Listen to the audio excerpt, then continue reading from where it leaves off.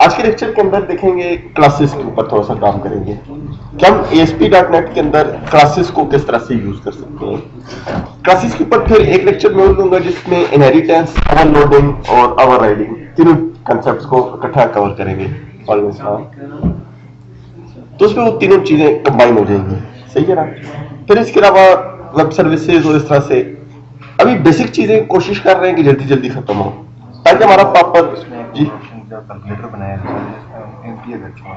जी जी वो आगे करेंगे ना। मैंने आपको उस दिन बताया था कि उसके लिए वैलिडेटर्स का लेक्चर कवर करेंगे। वैलिडेशंस में होता है कि हम चेक्स लगाते हैं कि फला चीज खाली ना हो, फला इस तरह से हो, प्रॉपर फॉर्मेट में होनी चाहिए। वो सारी चीजें वैलिडेशंस के लेक्चर में आएंगी।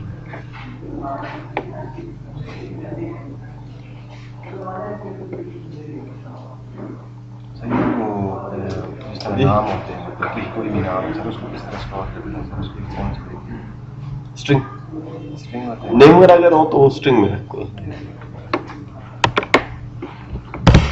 कि इसके अंदर मैं एक वेबसाइट ले रहा हूं, फाइल में से न्यू और न्यू के अंदर से फिर वेबसाइट पे क्लिक कर लिया। इसको मैंने नाम दे दिया वेब क्लास लेक्चर 1। ओके कर लिया इसको। मैंने एम्प्टी वेबसाइट इसमें से ली है।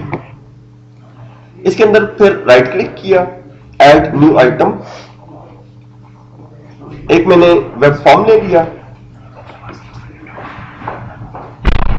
और इसके अलावा फिर राइट क्लिक किया, ऐड न्यू आइटम और यहां से एक क्लास फाइल ले ली। जब आप वेब के अंदर क्लास फाइल ऐड करते हैं तो आपको यहां पर एक मैसेज दे रहा है, you are attempting to add a special file type. Bracket में बता रहा है क्लास, कि आप क्या कर रहे हैं, क्लास फाइल को ऐड कर रहे हैं to an ASP.NET website. In general to use this type of item you must place it in app_code। आप क्या करें, app_code का फोल्डर बनाएं और उसके अंदर क्लास फाइल को डालें, क्योंकि जब app_code के फोल्डर में क्लास फाइल डालेंगे तो उसकी लोकल फाइल बन जाती है। वेब के अंदर आपको क्लास की अपनी फाइल बन जाएगी, इस क्लास की अपनी बन जाएगी। लोकल इस तरह से कि आप उसको डायरेक्ट कॉल कर सकते हैं बगैर पाथ के। जब भी ग्लोबल रिसोर्सेज यूज होते हैं तो पूरा पाथ बताया जाता है कि फ्ला फोल्डर है, फ्ला फोल्डर में क्लास फाइल है, वो इंक्लूड हो। लेकिन वेब के अंदर जब भी काम करते हैं तो लोकल रिसोर्सेज होने चाहिए। इसको मैंने यस कर लिया। यस करने से क्या हुआ, ऑटोमेटिकली app_code का फोल्डर बना और app_code के फोल्डर के अंदर क्लास फाइल आ गई। वो ऑटोमेटिकली क्लास फाइल app_code के फोल्डर में डाल दी है। अब इसके अंदर मैं डिफॉल्ट पेज जो है, डिफॉल्ट पेज पे मैं यूज करता हूं, फॉर्मेट बनाता हूं। इस फॉर्म के अंदर से एक लेबल ले ली मैंने। इस लेबल को मैं टाइटल के तौर पे यूज करूंगा। फिर उसके नीचे एक लेबल ले लिया, बिल्कुल सेम कैलकुलेटर वाली जो एप्लीकेशन है उसी को मैं डेवलप कर रहा हूं। एक लेबल ले लिया और टेक्स्ट बॉक्स ले लिया,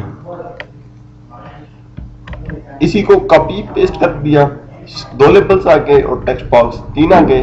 और बटन अभी फिलहाल मैं एक यूज करूंगा। बटन क्या करेगा, इनको सम करने के लिए यूज होगा। पहला जो लेबल है ये टाइटल होगा। जब पेज ओपन हो तो टाइटल को रीड करें, कोई भी स्ट्रिंग होगी और डिस्प्ले कर दे। यहां पे पहला जो लेबल है इसकी टेक्स्ट प्रॉपर्टी मैंने खाली कर दी। टेक्स्ट खाली होने से इधर तो आपको स्क्वायर ब्रैकेट में लेबल 1 लिखा हुआ नजर आ रहा है, लेकिन एक्चुअली इसका जो नेम है ये वो नेम नजर आ रहा है, लेबल 1। ये बाय डिफॉल्ट इस लेबल का नाम है। टेक्स्ट प्रॉपर्टी इसकी एम्प्टी होगी है। इस पेज को अगर आप रन करेंगे तो आपको ये एरिया जो होगा लेबल बिल्कुल एम्प्टी मिलेगा। इसकी आईडी है, इसको मैंने LBL टाइटल नाम दे दिया। लेबल्स को LBL लिख दिया करें, टेक्स्ट बॉक्सेस को TXT। अब इसमें पहला लेबल आ गया, इस लेबल की टेक्स्ट प्रॉपर्टी के अंदर लिख लिया enter first integer. Second label लिया, इसको नाम दे दिया इंटर सेकंड इंटीजर। फिर थर्ड लेबल आ गया, ये थर्ड लेबल आ जाएगा रिजल्ट के लिए। टेक्स्ट बॉक्सेस को नाम दे दें। पहला जो टेक्स्ट बॉक्स है इसको txt n1 आईडी जो आप असाइन करेंगे, तो वेरिएबल्स के रूल को माइंड में रखना है। फिर इसके बाद सेकंड टेक्स्ट बॉक्स आ गया, इसको txt n2 कह दिया।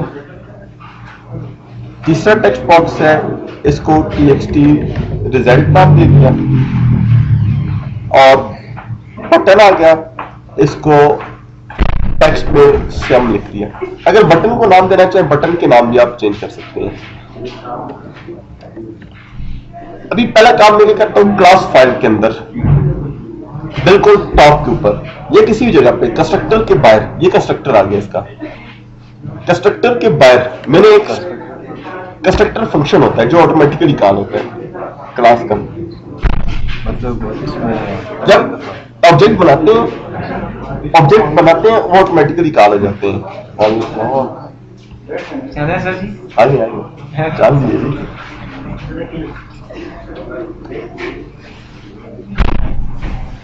अजय जी 2 बजे का बोला था सर, इसने कहा है सर सुबह से आया हूँ, सुबह। यहाँ पर क्लास 1 होगी। इस क्लास के अंदर मैं यहाँ पे डिफाइन करता हूं पब्लिक स्ट्रिंग वेलकम। वेलकम ये स्ट्रिंग का नाम है, is equal to welcome to my calculator. Welcome ये वेलकम जो है ये वेरिएबल है, वेरिएबल नेम है, और इसको मैंने पब्लिक रखा हुआ ताकि इसको आउटसाइड द क्लास एक्सेस किया जाए। ठीक है। इसके अलावा यहां पर मैं एक फंक्शन बनाता हूं पब्लिक इंट, उसकी रिटर्न टाइप आ गई, और फंक्शन का नाम है सम।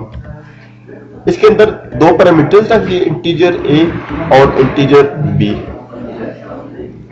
पैरामीटर और रिटर्न टाइप्स को लाजमी समझना है थ्योरेटिकली, ताकि नेक्स्ट लेक्चर में ओवरलोडिंग ओवरराइडिंग करेंगे तो उसमें ये पैरामीटर्स आपको चेंज करने होते हैं।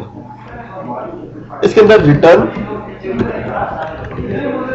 a plus b। इस क्लास फाइल के अंदर एक तो मैंने स्ट्रिंग रख दी, स्ट्रिंग के अंदर मैंने टाइटल रखा हुआ है। दूसरे नंबर पे फंक्शन रख लिया और दोनों को पब्लिक डिक्लेयर किया है। और सम का जो फंक्शन है इसके अंदर 2 पैरामीटर्स आ गए, a और b, और रिटर्न टाइप इंट है, और ये रिटर्न a प्लस b करेगा। क्योंकि प्रोजेक्ट के अंदर आपको क्लासेस पे अच्छा खासा काम करना होता है। जब ये पेज लोड होगा, फॉर्म पे डबल क्लिक किया तो फॉर्म का लोड इवेंट इसने जनरेट कर दिया। हर इवेंट के अगेंस्ट उसका फंक्शन बनता है। ठीक है ना। सबसे पहला काम, क्लास को एक्सेस हम करना चाह रहे हैं। क्लास को किसी किस एक्सेस कर सकते हैं?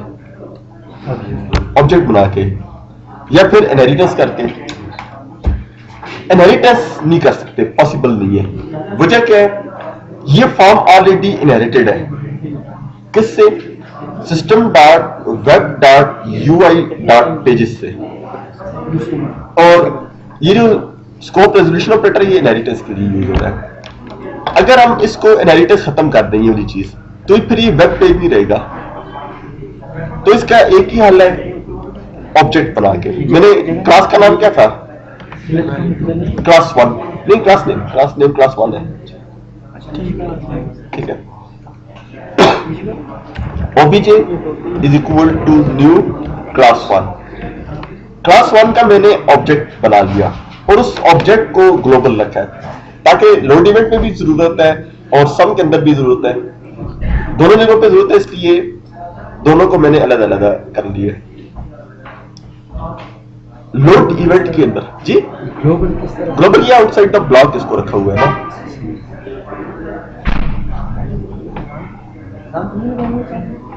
क्या कर रहे हैं? ये चार्जर लगाए आप बोलो जी। हो सर? नहीं लगे हुआ, बता दिए। नहीं सर, ये आपके जी। चलिए किसान से सॉरी सर।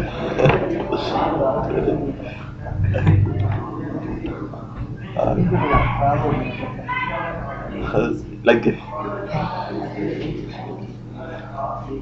अब इसमें लोड इवेंट आ गया। देखिए अगर ये जो ऑब्जेक्ट डिफाइन की है इसको लोड इवेंट के अंदर रखें अगर, तो फिर इधर कॉल नहीं हो सकता। तो मैंने इसको इसलिए दोनों ब्लॉक से बाहर रखा है, इन दोनों के लिए ग्लोबल है। लोड इवेंट में क्या होगा, LBL title dot text is equal to OBJ dot welcome. बजाय इसके कि पूरी स्ट्रिंग लिखी जाए, मैंने क्या किया इधर से लेबल टाइटल जो है उसका टेक्स्ट किसकी इक्वल होगा, OBJ ऑब्जेक्ट का नाम आ गया डॉट वेलकम। वेलकम उसके अंदर जो है वो स्ट्रिंग है। ये ऊपर जी जी, जब मैं इसको रन करूंगा तो टॉप पे एक लेबल लिए हुए था, उस टेबल के अंदर स्ट्रिंग रीड हो जाएगी। नहीं, हमारा फिलहाल मकसद क्या है, स्ट्रिंग किसी ऑब्जेक्ट को यूज करके कैसे रीड की जाती है, कोई भी वेरिएबल और फंक्शंस को कैसे रीड करते हैं, ठीक है। इसके बाद फिर मैं बटन के कोड पे आ जाता हूं। बटन के ऊपर सेम हमारे पास प्रोसीजर आ जाता है, इंटीजर x, y और z आ गए। x is equal to convert dot to 832 txt n1 dot text, फिर y is equal to convert dot to 832 txt n2 dot text, और फिर z is equal to obj dot sum. अब function को call करेंगे और function क्या है, obj object का नाम आ गया डॉट सम, सम जो है फंक्शन आ गया। x और y दो वैल्यूज हैं, उनको वो फंक्शन प्लस करेगा, पैरामीटर दे दिए, और रिजल्ट z के अंदर स्टोर हो जाएगा। इसके थ्रू क्लास obj ऑब्जेक्ट है ना, ऑब्जेक्ट के थ्रू क्लास कॉल सर होगा। कन्वर्ट टू इंट, हमने इंट में कन्वर्ट तो जी। ये 32 बिट्स का होता है इंटीजर जो है, बाय डिफॉल्ट जो इसका साइज है 4 बाइट्स होता है। फिर उसके बाद txt result dot text is equal to convert dot to string z। Conversion आपको C# में करनी पड़ती है, ठीक है, चाहे इंटीजर से डबल हो, डबल से इंटीजर हो, किसी भी डेटा टाइप में हो, कन्वर्जन लाजमी करनी होती है, ठीक है। इस बात क्लासेस का एक और जनरल लेक्चर लेंगे, फिर हम अपने ASP के टॉपिक्स पे जाएंगे। यहाँ पर फर्स्ट इंटीजर लिखा, सेकंड इंटीजर सम कर लें, दोनों ऐड हुए, ऐड क्लासेस के थ्रू हो रहे हैं और वैल्यू जो है उसकी रिटर्न हो रही है हमें, सही है ना। अब कंसेप्ट थोड़ा सा बना,